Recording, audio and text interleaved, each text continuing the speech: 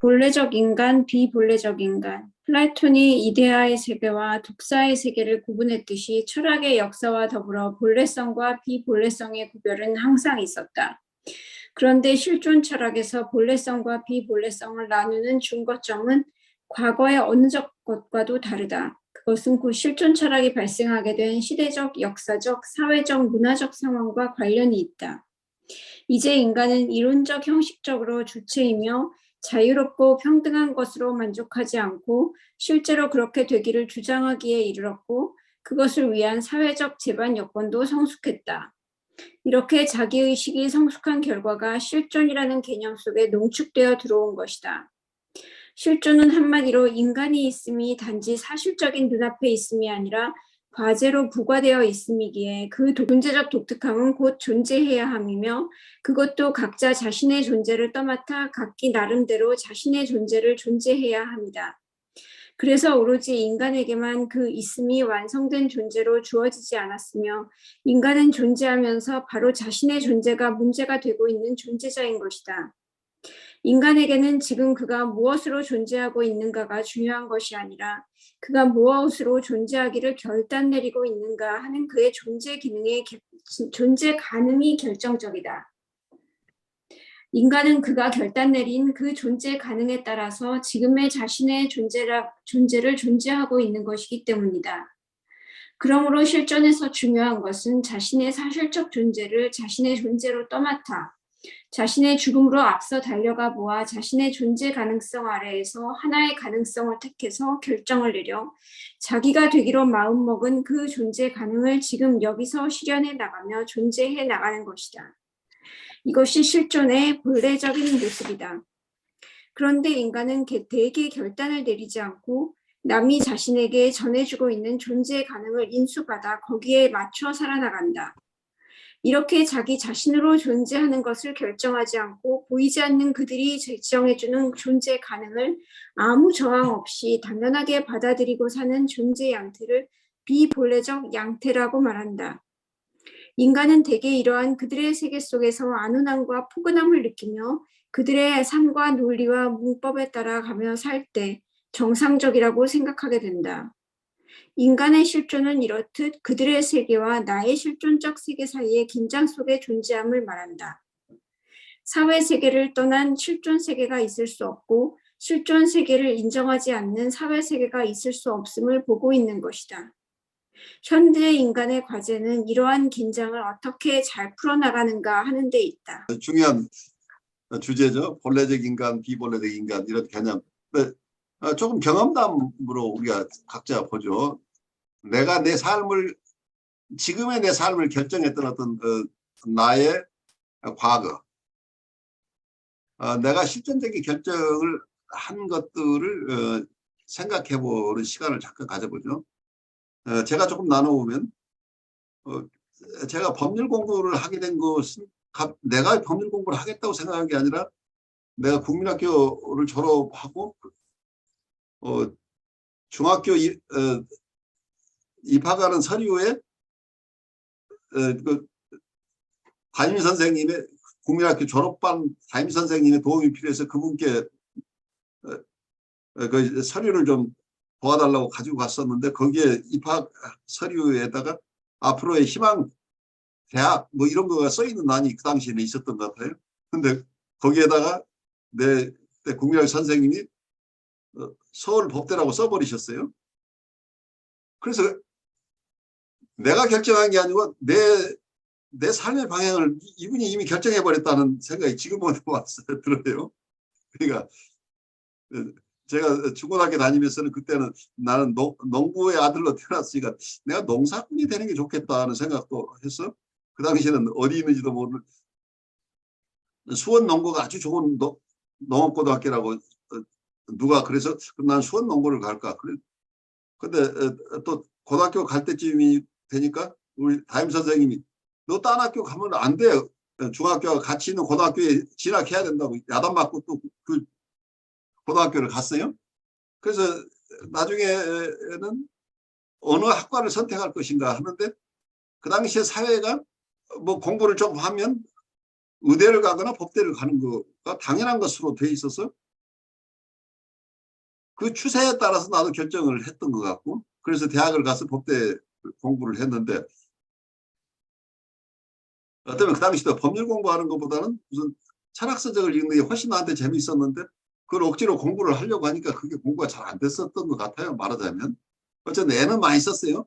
내가 대학 졸업하고 2년까지 공부를 했는데, 그러니까 6년 공부를 한 셈인데, 실패하더라고요. 제 생각에 그때 느낌은 내가 이만큼 열심히 공부를 했는데 사법시험에서 떨어졌다고 하는 것은 내가 더 열심히 공부를 하면 될 수도 있지만 안 될 확률도 굉장히 높다는 것을 객관적으로 보기 시작했어요. 그러니까 그 당시에 내가 처음 사법고 시험을 볼 때는 1년에 60명을 뽑았어요. 전국에서. 그 나중에는 100명까지 뽑았는데 100명이라는 숫자가 제가 졸업한 대학의 한 학년 학생 수가 160명이었어요. 그러니까 아무리 공부를 열심히 해도 떨어질 수밖에 없는 숫자가 통계적으로 너무 많은 거야. 그래서 그때 1년에 몇 명씩 되는데, 그래서 제 동기 중에도 계속 1년에 몇 명씩 돼서 가장 많은 숫자가 아마 법조계를 갔는데, 저는 졸업하고 2년 마치고 그 당시에 내가 여유 있는 상황도 아닌데 내가 이 길을 계속한다면 할 수는 있겠지만 내 가족에게 부담을 주면서까지 보장 없는 이 길을 간다고 하는 것이 의미가 있느냐. 그런 환경도 있었지만 또 하나 그 당시에 유신헌법이 제정이 돼서 소위 법실증주의자들이 권력자가 원하는 것을 만들어주는 게 법이라는 이런 법실증주의 사조에 의해서 거의 모든 헌법학자가 유신헌법을 찬성하고 독재 정권을 옹호하는 법률 서적을 쓰는 이런 시기였어요. 내가 열심히 공부한다고 한들 앞으로의 삶 자체가 의미 있는 삶으로 전혀 느껴지지 않았던 이런 부분도 있었던 것으로 생각이 돼요. 내가 사회적으로 도움이 되는 것을 하기 위해서 나도 출세하고 싶고 어떤 명성을 얻고 싶다는 이런 쪽에 내가 고집을 한다고 한다면 내 가족이 희생될 거고, 또 한편에서는 내가 그렇게 열심히 공부를 해서 뭐 법조계에 간다고 한들 저 세계가 결국은 이상적인 법률가가 되는 것을 소망하는 사람들보다는 법실증주의자들로 출세하는 야망으로 불타있는 사람들의 어떤 그런 그룹에 들어가는 건데, 그 사람들과 독립되게 나 혼자 고고하게 살아갈 자신도 없고 그 의미가 별로 없어, 별로 크게 매력적인 어떤 커리어가 아니라는 생각에 같이 있었던 것 같아요. 그러다 보니까 쉽게 결정을 했어요. 졸업하고 두 번째 2년째, 그 당시에는 시험이 1년에 한 번이니까 한 번 실패하면 1년씩 그냥 가야 되는데, 그래서 많은 사람이 9년 10년씩 한 사람들과 생겨난 거죠. 그래서 어떤 분은 요즘도 여러분들이 보지만 그렇게 집념을 가지고 오래 공부하신 분들이 있었던 시절이에요. 근데 그때 제가 직장을 갖기로 마음을 먹고 그때 금융기관에 국책은행에 건설을 해서 거기에 가게 됐는데, 이 결정 자체가 제가 봐서는 가장 중요한 내 실존적인 결단이었던 것 같아요. 그때 유혹적인 건 사회가 원하는 그러니까 나를 아는 모든 사람은 너는 이걸 해야 돼. 사람들 실망시키지 마라.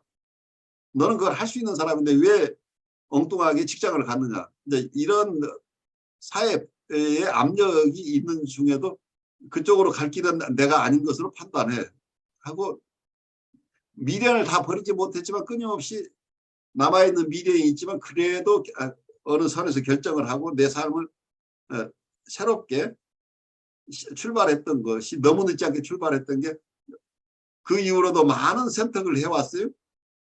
직장을 옮기기도 하고, 그리고 미국으로 유학을 오기도 하고, 영성을 공부하기도 하고, 처음에는 MBA를 공부를 하기도 하고, 그 뒤에는 영성을 공부하기도 하고, 정신분석을 공부하기도 하고 하는 이 선택의 과정들이 내가 꼭 선택한 것은 아니지만 내 무의식적으로 또 선택되어지는 것을 내가 허용했기 때문에 결국 내가 꼭 의식적으로 선택한 것은 아니지만 나에게 새로 주어지는 길을 내가 크게 반대하지 않고 수용했기 때문에 의식적이건 무의식적이건 모두가 선택해 온 길이라고 생각이 돼요.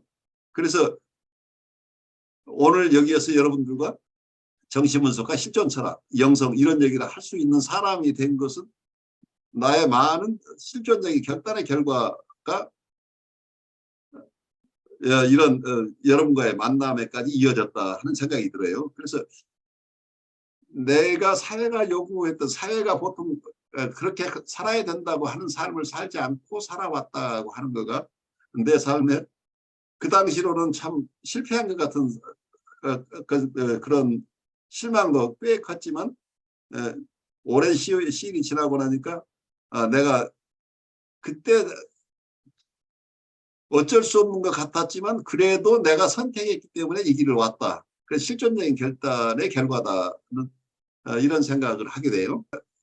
제 나름대로 제 삶의 여정을 여러분이 나눴는데 여러분도 나눌 수 있는 범위 내에서 각자 여러분에게서 실존적인 결단의 과정들은 어떤 것들이었는지 잠깐 나눴으면 좋겠어요. 시간이 많이 가고 있는데 다들 아무 말씀 안 하시니까 저래도 그래요. 그 자체가 결단이에요. 이제 교수님께서 이제 그 말씀을 해주셔가지고 저도 이제 제가 지금까지 살아온 거를 가만히 생각해 보니까 이렇게 떠밀리고 저렇게 떠밀리고 밀리긴 하는데 완전히 밀린 것도 아니고 그렇다고 내 뜻인가 해보니까 내 뜻이라는 거 출처가 결국 옆에서 누가 이렇게 방향을 지정해 준 건데 이렇게 생각을 하니까 내 뜻인 것처럼 돼 있는 남의 뜻이 아니었을까 이런 생각을 좀 했고요. 또 한 가지 이제 실존에 대해서 이제 평상시에 생각할 일은 사실은 거의 없겠지만 이제 실존을 스스로 생각해 가는 그 과정이 예를 들어 이제 하이데거가 이렇게 지금 기술했듯이 이런 과정을 스스로 이렇게 통찰을 해내 갈 때 그것이 긍정적인가 부정적인가 이제 혼자 이렇게 생각을 해보니까 저 같은 경우는 어떤 그런 사유에 이렇게 빠지게 될 때는 나중에 생각하면 뭔가 부정적인 것을 뭔가 이렇게 의식으로 표면화해서 하려다 보니까 어떤 그런 끝을 알 수 없는 알고리즘을 찾아 일부러 답 없는 걸 찾아 헤맨 게 아닌가 그런 생각을 좀 했습니다. 저도 잘 네, 모르겠어요. 고맙습니다. 한 목사님도 많은 결단을 하고 살아오신 과정 같은데 나눠도 좋은 부분만 잠깐 나누셔도 좋아요. 네, 뭐 이제 말씀하신 거 들어보면 저도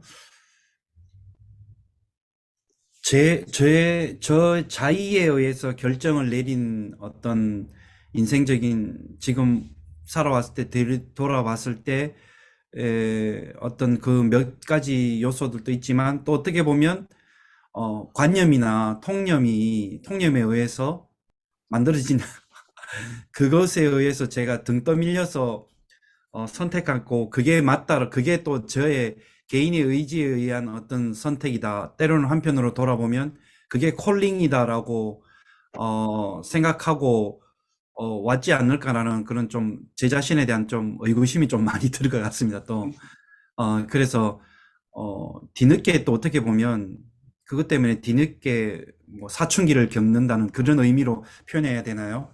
그래서 좀 갈등하는 그런 것들도 있는 것 같고 그렇지만 이게 또 여기서 작게는 지금 미국까지 오면서 또 이거는 또 저의 또 자의적인 판단에 의해서 결정을 내린 것이라고 생각했을 때 후회는 없지만 이 판단에 의해서 오는 여러 가지 고통이나 현실적인 어떤 무게나 또 이것으로 인해서 매 순간 결정을 내려야 된다는 그 책임성 때문에 또 한편으로는 또 괴로운 어떤 그런 과정도 많이 겪었던 것 같습니다. 네.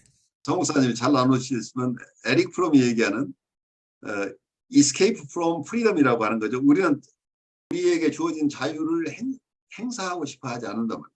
회피하고 싶어요. 왜 그러냐면 우리에게 주어진 자유를 행사하는 것은 책임을 동반하기 때문에 그게 responsibility입니다. 그래서 사회에 잘 적응하지 못하는 많은 분들은 무슨 자기에게 주어진 자유가 부담스러워요. 그러니까 선택할 수 있다고 하는 것이 부담스럽다.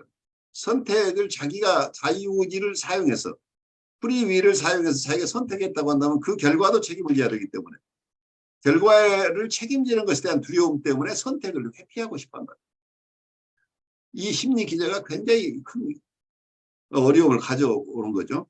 많은 사람들이 자기 스스로 선택하고 싶어 하지 않더라고요. 그래서 이게 독재가 가능한 사회가 된다. 누군가가 결정해 줬으면 하는 거죠. 누군가가 결정해 줬다가 하면 뭐가 사태가 잘못되면 책임질 일이 없어진다.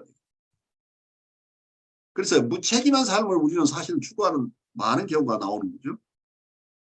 자기에게 주어진 자유의지를 갖는 것 자체를 거부하는 거죠. 그래서 자유의지가 주어졌다고 하는 것은 어떤 분에게는 이게 축복이고 자기를 의미 있는 삶으로 끌어갈 수 있는 가장 큰 그것이 있음으로써 자기의 삶의 의미를 만들어갈 수 있는 그런 리소스인데 또 다른 사람에게서는 자유의지 자체가 굉장히 큰 부담으로 작용을 해서 자유의지를 반납하고 싶어 하는 거죠.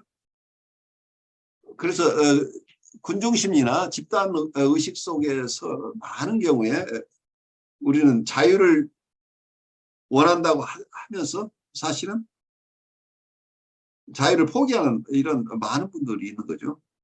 그 현상 때문에 수없이 많은 사회적인 문제들이 발생하고 독재가 성립되고 독재에 따라서 많은 사람들이 고통을 받으면서도 사실은 그 독재를 또 부르고 있는 거죠.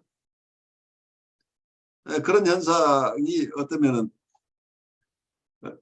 2차 대전, 1차 대전을 겪었던 독일에서 있었던 현상이고 그리고 많은 나라에서 지금도 반복되고 있는 거죠. 독재에 대한 유혹이 끊임없이 있는 거죠. 왜냐하면 사람들은 자기의 실존적인 삶을 두려워하는 거잖아요. 누군가가 내 대신 다 결정해 줬으면 좋겠다고 하는 이런 경향들이 사회적으로 큰 사회 자체가 건강하게 발달하는데 어려움을 가져다 준다는 얘기예요. 우리 다른 선생님들 잠깐 오늘 마무리하면서 1분씩만 각자에게 잠깐 하는 시간 가지면 좋겠어요? 네, 저는 이련입니다. 의원님은 지금 병원에서 지금 참여하고 계세요? 금년 안에 퇴원하실 거니까 걱정하지 마시고 말씀하세요. 네, 저는 그냥 뭐 실존에 대해서 어렵기도 하고 그러나 이제 배움에 대한 학구열은 있고 한 박사님 또 이렇게 철학 부분을 하신다니까 평소에 관심 있던 부분이어서 옳다구나 기회다 하면서 참여를 하긴 했는데 얼마만큼 따라갈 수 있을지는 잘 모르겠습니다. 하지만 열심히 한번 들어보겠습니다. 반갑습니다. 네, 이런 선생님 부탁드리는데 너무 열심히 하려고 하지 마세요. 본인 하고 싶은 대로 하시면 돼요. 네, 그럴게요. 저는 아틀란타 조지아에 살고 있는 조지아 아틀란타죠. 조이 김입니다. 이렇게 같이 교수님하고 철학 수업 하게 돼서 너무 감사하고요. 옛날부터 이렇게 관심 있던 부분이고 또 정신분석을 하면서 제가 중년 이후에 이렇게 저 자신을 찾았고 만났고 그런 과정에서 정말 중년 이후에 더욱더 철학이 필요하구나 라는 생각을 했었는데 예, 너무 감사합니다. 이 자리가 교수님께 감사드립니다. 예, 고맙습니다. 오늘 첫 시간 또 좋은 어떤 시간을 열어주셔서 교수님 감사드리고요. 진짜 모든 어떤 정신분석이나 어떤 이런 함에 있어서 가장 기본적으로 저희가 인식해야 될 어떤 존재론적인 사고나 있던 인간 존재에 대한 어떤 현실적인 문제를 우리가 짚고 넘어가지 않으면 늘 또 마음속에나 여러 가지 현실적으로 다가오는 질문에 개인적으로 응답할 수 없다라는 생각이 들어서 좋은 시간이 시작된 것 같다는 생각이 듭니다. 예, 함께 참여해 주셔서 고맙습니다. 그 생각을 다시 한번 해봤습니다. 실존주의 철학에서 항상 제일 첫 번째 공통적으로 나오는 말이 P2, 던져진 존재다라고 했을 때 누가 던졌을까? 그럼 신이 던졌다고 해야 되는데 실존은 신 얘기가 아닌 것 같은데 내가 어디서 무엇을 놓치고 있지? 잠깐 그 생각을 좀 했었습니다. 실존주의자들 중에 그 P2의 부분에서 던져진 존재를 인정하시는 유신론적인 입장도 있고, 거기에 대해서는 언급하고 싶어 하지 않은 무신론적인 입장도 있고, 각각 다르죠. 그래서 실존주의가 하나가 아니에요. 그러니까 실존주의 자체는 여러 방향으로 다 열려 있는 것이지, 마치 어떤 니힐리즘이라고 할까요? 그런 허무주의적인 것이거나 아무 가치 기준도 없이 내 멋대로 살아가는 삶을 이걸 선택하는 그런 실존주의가 아니라는 걸 여러분 이해하셔야 돼요. 실존주의는 다양한 스펙트럼을 가지고 있는데, 어떤 면에서는 기존의 어떤 본질주의적인 입장을 충분히 수용하면서 실존적으로 살아가는 사람도 있고, 본질주의적인 것을 완전히 배척하고 어떤 것도 내가 참고할 것이 없이 순전하게 내가 그때 결정한다고 하는 이런 실존주의도 다양하게 있어요. 그래서 실존을 얘기하는 모든 사람에게 각각 다 다르다는 것을 우리가 인정해야 돼요. 그래서 고정관념의 실존주의를 우리가 버리고 여러분 나름대로의 실존을 탐구해 가는 과정이 앞으로 우리가 이 철학 시간에서 정신분석과 철학이라는 이 주제 안에서 여러분 각자가 서로 다른 여러분만의 독특함을 만들어가는 작업이라고 이렇게 생각하면 좋겠어요. 어느 누구에게도 의미할 수 없어요. 결국 우리가 실존적인 결단이 이게 초이스라고 하는 것, 다이로지라고 하는 거가 웹에서 강요된 것을 내 것으로 받아들이는 것을 하면 안 된다는 얘기인데, 그렇다고 여기서 정말 아무것도 참고하지 않고 할 것인가? 그동안에 쌓인 여러 위스덤을 다 충분히 감안하면서 그렇지만 그 선택은 내가 최종적으로 한다고 하는 것인가? 각각 소화하기에 따라 다르다는 거죠. 그래서 조금 건설적인 뭐라고 할까요?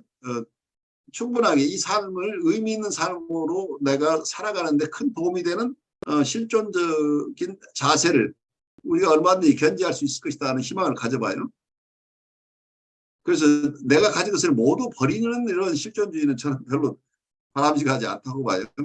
우리가 가진 모든 것을 충분히 소화해내면서도 실존적인 선택을 해나갈 수 있는 힘들이 있다고 한다면 내가 가진 모든 것이 자산으로 활용되는 것이지, 이것은 내가 원래 가진 게 아니고 사회문화적으로 주어진 것이기 때문에 이건 다 버리고 나 혼자 결정한다. 근데 이런 것은 곤란하지 않을까 싶어요. 그건 굉장히 퇴행적인 결과를 가져올 가능성이 있어서 식별이 이런 부분에서 실존주의를 공부하지만 충분한 식별을 가지고 실존주의를 수용해야 되지 않을까 하는 생각을 저 개인적으로는 해요.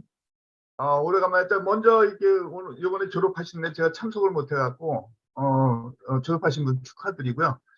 그리고 오늘 이렇게 강의 듣고 또 책을 이렇게 조금 이렇게 뭐 머릿말밖에 안 읽어봤지만 읽어봤더니 교수님께서 왜 이거 철학 중에서도 실존 철학을 먼저 하셨는가 하는 그 의미는 조금 이렇게 와닿는 것 같아요. 그래서 오늘 말씀하신 대로 우리가 지금 종교도 그렇고 철학도 그렇고 지금 뭐 심리학도 그렇고 우리가 지금 살아가는 데서 거기에 중요한 거지 우리가 어떤 거기에 가장 중점적으로 주어야 된다 하는 생각을 좀 이렇게 저 나름대로 해본 것 같습니다. 예, 모두 얼굴 반가운 분들도 계시고 제가 몇 년 참가 못한 것 같아요. 그리고 지금도 좀 할 시간은 나는데 특히 월요일 날은 제가 좀 이렇게 아침마다 좀 바쁜데 좀 아침이 7시로 시작하니까 참가가 하는 게 좀 힘들었던 것 같아요. 하여튼 반갑습니다. 그래요. 우리 스테파노님은 유상혜님은 스피리추얼 디렉터세요. 그래서 영성 지도 쪽에서 여러분들 돌보는 일을 오랫동안 해오신 분이에요. 그리고 ICC 사이코애널리 라이프 코치로 졸업하신 지 오래되셨어요. 그래서 여러분과 이번 동아리에서 또 같이 만나게 돼서 반가워요. 아니, 다른 혹시- 분들 발언을 너무 그 바로 발언 기회를 혹시- 너무 뺏는 것 같아요. 혹시 다른 사람들로부터 비난받지 않을까 하는 사고 자체가 실존적인 결단이 아닌 것 같았어요. 하는 얘기. 눈치 보시지 마시고 혹시 남아있는 생각이 있으면 잠깐 나누셔도 좋고 안 하셔도 괜찮아요. 어느 쪽? 아, 네네, 아니요. 아까 했으니까는 저는 생략하겠습니다. 네, 그래요. 아무튼 다음 주부터 즐겁게 참여하겠습니다. 네. 네, 여러분들 지금 충분하게 나누기 어려우신 우리 변성혜 선생님이, 권장무 선생님, 그리고 박종윤 목사님, 이련님, 여러분들 참여해 주셔서 고맙고 오늘 참여하셨다가 미리 시간 관계상 미리 떠나신 분 몇 분도 함께 같이 하셨어요. 여러분들 우리가 같이 해나갈 것은 우리 삶에 대한 탐색 과정이에요. 그렇죠. 어쩌면 저는 이 과정이 우리 각자의 어떤 순례의 과정, 우리 삶에 대한 탐색의 과정으로 활용했으면 좋겠어요. 이 지식을 넣었자는 게 아니에요. 여러분, 그래서 이 내용 속에서 내 삶을 되돌아보고 각자 여러분들이 리플렉션을 하거나 메디테이션을 하거나 아니면 컨템플레이션 하거나, 그러니까 여러분에게 가장 익숙한 방법으로 성찰을 하시거나 묵상을 하거나 관상을 하는 이런 시간들로 여러분들이 일주일 동안 활용하시면 좋겠어요. 이 짤막한 내용, 길게 안 할 거예요. 여기서 내용들은 뭐 한두 페이지, 세 페이지 가지고 이렇게 우리가 나눌 텐데, 우리가 이번 시간에 나눈 것 아니면 또 다음 시간에 나눌 것 잠깐 읽으면서 그중에 이걸 다 소화하려고 하시지 말고 그중에 어느 토픽이 주어지면 그날 10분이건 어떤 분은 20분도 좋고 그걸 성찰해보는 시간들을 갖는다고 한다면, 교재를 지으신 이기상 선생님의 견해, 그리고 하이데거의 견해, 그리고 저의 견해가 있지만 이런 것은 그냥 참고 자료예요. 여러분 나름대로의 성찰과 숙고, 묵상이나 관상을 통해서 여러분의 삶을 여러분 스스로 선택해 나간다고 하는 것. 누구도 여러분을 위해서 선택해 줄 수 없어요. 이건 하이데거 나름대로 자기 삶을 선택해 가신 분이고, 이기상님은 나름대로 또 하이데거를 공부하시면서 나름대로의 삶을 살아가시는 분들이니까 저도 스트럭을 하면서 이 여러분들의 선례를 공부하는 것은 그 선례를 바라보면서 내 나름대로의 삶을 선택해 나가는 과정을 계속하고 있기 때문에 여러분과 하는 이 동행의 길이 저에게도 굉장히 큰 도움이 될 것으로 기대를 하고 있어요. 여러분 모두 참여해 주셔서 고맙습니다. 우리 다음 주일에 같은 시간에 뵙죠. 월요일 날. 여러분 수고하셨어요. 수고하셨습니다. 네, 교수님 네. 수고하셨습니다. 예, 수고하셨습니다.